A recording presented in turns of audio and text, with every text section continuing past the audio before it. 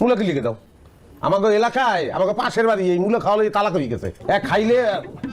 পরিবেশ দূষণ হয় শব্দ দূষণ হয় আচ্ছা মূলা খাওয়া লাগবো না তো কচু শাক কে কে শাকের লিখে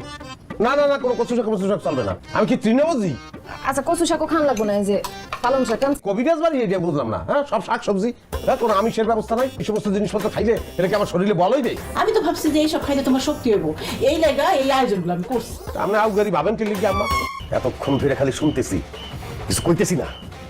ভাব খানা নবাব আইছে বাংলার নবাব নিজে বাজার করে আমলেই তো পারবো নবাবে কোনোদিন বাজারে গেছে সিরাজউদ্দৌলা বাজারে গেছে কাশেম কোথায় আর কোথায় নবাব সিরাজউদ্দৌলা হয় কাশেমই গেবেন নবাব সিরাজউদ্দৌলা কইতে যার কা আকিমা যা তো এত কথা না পেছাইয়া একটা ডিম ভাইজা নিয়ে আয় তোমার একটা লিস্ট করে দিছি আমি লিস্টটা পারে দেখাও না আন্ডা দিয়ে বুঝ দেয় আমারে আমি বলে আন্ডা খাবো এই বাড়িতে থাকতে হইলে আমাদের কথায় চলতে হইব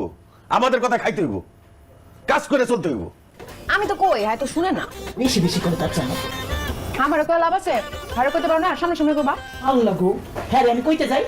আর অপমানই হই দেখ না কি ব্যবস্থা করতেছি কথা কেমনি শুনাইতে হয়